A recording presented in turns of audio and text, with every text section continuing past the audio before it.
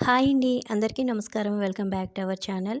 ఈరోజు అందరికీ ఎంతగానో ఉపయోగపడిన మన పనులన్నీ శ్రమ లేకుండా చాలా ఈజీగా చేసుకునే కొన్ని చిట్కాలని షేర్ చేస్తున్నానండి. ఇవి అందరికీ ఎంతగానో ఉపయోగపడతాయండి. ఇవి చిన్న చిట్కాలైనా సరే మనం చేసుకున్న పనిని కొంచెం సింపుల్‌గా చేసుకునే విధంగా మనకి ఉపయోగపడతాయి. చిన్న రిక్వెస్ట్ అండి. ఇంతవరకు మా ఛానల్‌ని ఎవరైనా సబ్స్క్రైబ్ చేసుకోకపోతే ప్లీజ్ సబ్స్క్రైబ్ చేసుకొని లైక్ చేయండి. ఇప్పుడు వీడియోలోకి వెళ్ళిపోదామండి. మనం అల్లం అనేది ఎక్కువ క్వాంటిటీలోని తెచ్చుకునేటప్పుడు అది కడగడానికి చాలా ఇబ్బంది పడుతూ ఉంటాం కదండీ. కొన్ని ఫంక్షన్స్ అప్పుడు మనం అల్లం అనేది ఎక్కువ క్వాంటిటీలోనే కడగవలసి వస్తుంది. అలాంటప్పుడు ముందుగా అల్లాన్ని ఒక పావుగంట సేపు ఉప్పు వేసి నానపెట్టుకోవాలండి. నానపెట్టిన తర్వాత మనం ఫ్రూట్స్ తెచ్చుకునేటప్పుడు ఇటువంటి నెట్ బ్యాగ్స్ అనేవి మనకి వస్తూ ఉంటాయి కదండీ. దాన్ని మనం ఇలాగా సింపుల్‌గా పడేయకుండా ఇలాగ అల్లం అనేది కడుక్కోవడానికి మనకి చాలా బాగా ఉపయోగపడుతుందండి. ఈ విధంగా మనం అల్లాన్ని కడిగినట్టయితే ఈజీగా పొట్టు కూడా వచ్చేస్తుందండి. మనం ఎంత మట్టి ఉన్న అల్లాన్నైనా సరే ఈజీగా ఈ విధంగా కడిగేసుకోవచ్చు. మనకిది చాలా బాగా యూజ్ అవుతుందండి. ఎన్ని కేజీల అల్లాన్నైనా సరే చాలా సింపుల్‌గా మట్టి లేకుండా మనం కడిగేసుకోవచ్చండి.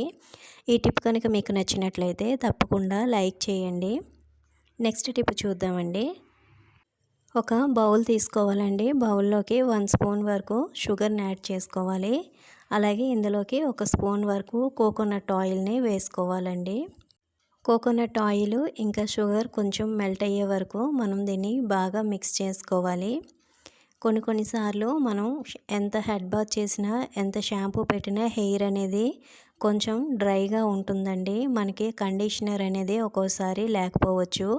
అటువంటప్పుడు ఈ విధంగా 1 spoon sugar, 1 spoon coconut oil, అలాగే మీరు ఏ షాంపూ యూస్ చేస్తారో ఆ షాంపూని కొద్దిగా 1 స్పూన్ వరకు వేసుకొని ఈ విధంగా బాగా మిక్స్ చేసుకోవాలండి.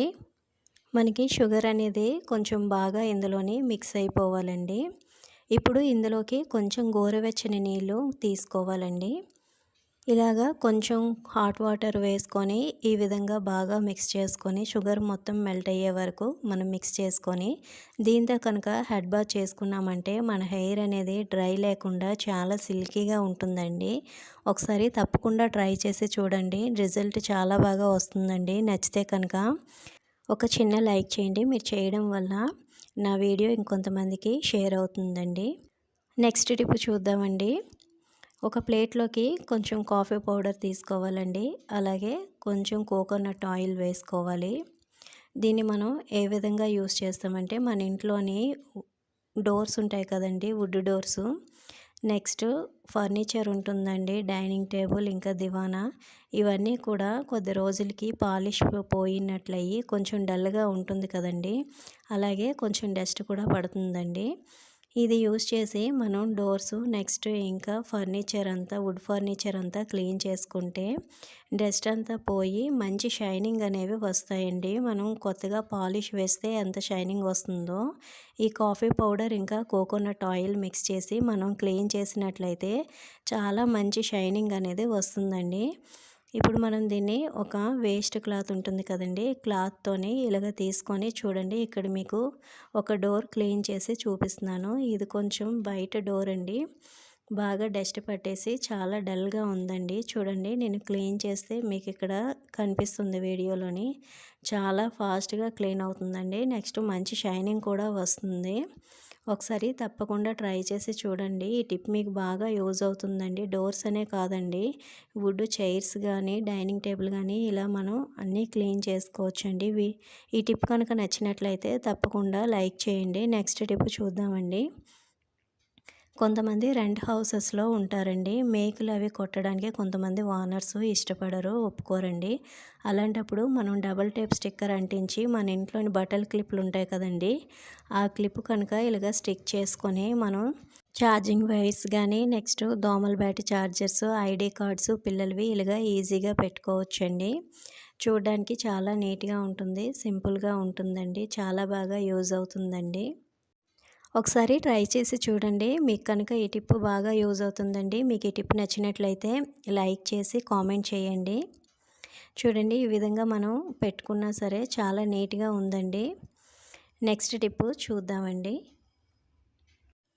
మనం స్టిక్కర్ ప్యాకెట్స్ అనేవి చాలానే కొనుక్కొని తెచ్చుకుంటామండి. అవి కొద్ది రోజులకి మనకి గమ్ అనేది అది డ్రై అయిపోతుందండి. మనం స్టిక్కర్ పెట్టుకున్నా సరే ఎక్కువసేపు ఉండవు, పడిపోతూ ఉంటాయి.